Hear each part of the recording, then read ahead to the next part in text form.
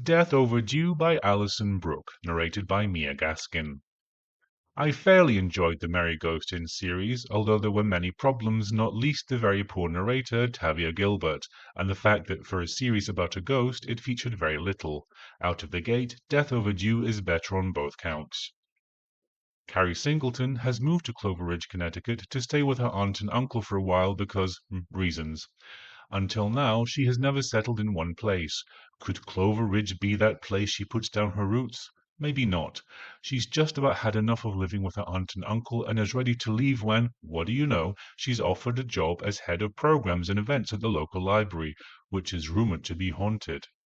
By the way, Carrie Singleton is not to be confused with Mary Ann Singleton, who leaves Cleveland to go and live in San Francisco in Tales of the City. It seems like the only way authors can signal to us that a character is single and lonely is by giving them the surname Singleton. Back to the story. Her first major event features retired homicide detective Al Buckley, who claims to know who murdered a beloved librarian 15 years earlier. During this event, however, Al collapses and dies. Did not see that coming. To clarify, Carrie didn't see that coming. It was somewhat obvious for us. The medical examiner determines he was poisoned. Feeling responsible for going ahead with the program despite her boss's reluctance, Carrie is determined to solve Al's murder, convinced it is connected to the cold case of the other librarian. I find this motivation stretching credulity just a tad. However, we're now at a point where this book deviates significantly from the Mary Ghost Inn series. This ghost, Evelyn, actually does something. She helps out. She can see and hear things and report back to Carrie Singleton. But more than that, Allison Brooke introduces vulnerabilities to the ghost, for example, weakness and tiredness. What is never explained, however, is where this ghost gets her wardrobe because she seems to be dressed differently every day. Carrie is aided in her investigations by Jared, the son of the dead librarian. Things seem to be moving in a romantic direction until there's a subplot about renting a cottage and having a dashing landlord, so obviously Carrie goes cold on Jared. And this subplot unfortunately does take up quite a bit of time. I don't know why the author felt the need to shoehorn in the romances. While I said that this book uses the ghost more than the Mary Ghost Inn series, I still would have liked to see Evelyn used a bit more. I don't know why these spooky mysteries are afraid of using their ghosts. Surely they're the raison d'etre of these books. Still, she's used just enough not to be a gimmick. We also don't really learn much about Evelyn. She could have shared snippets of her life as examples when giving advice to Carrie. The ending seemed to come very quickly. I think the romance cottage thing could have been reduced to make way for more of an expanded ending.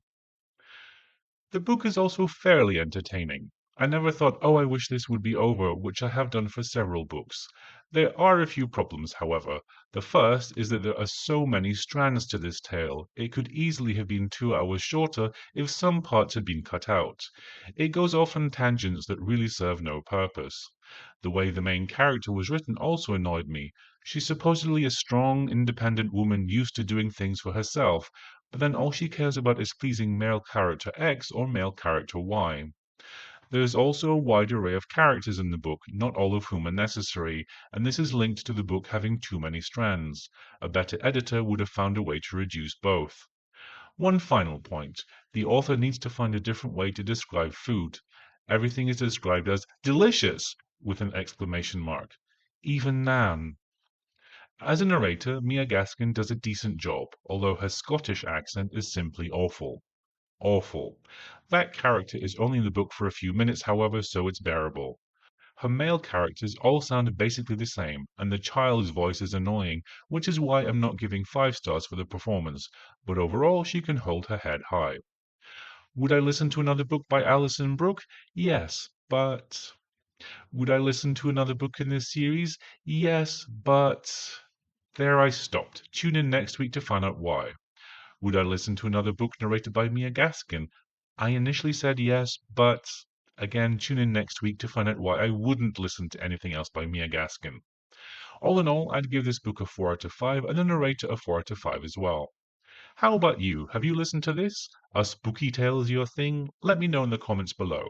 Don't forget to like and subscribe as I release a new review every week. Thanks for watching.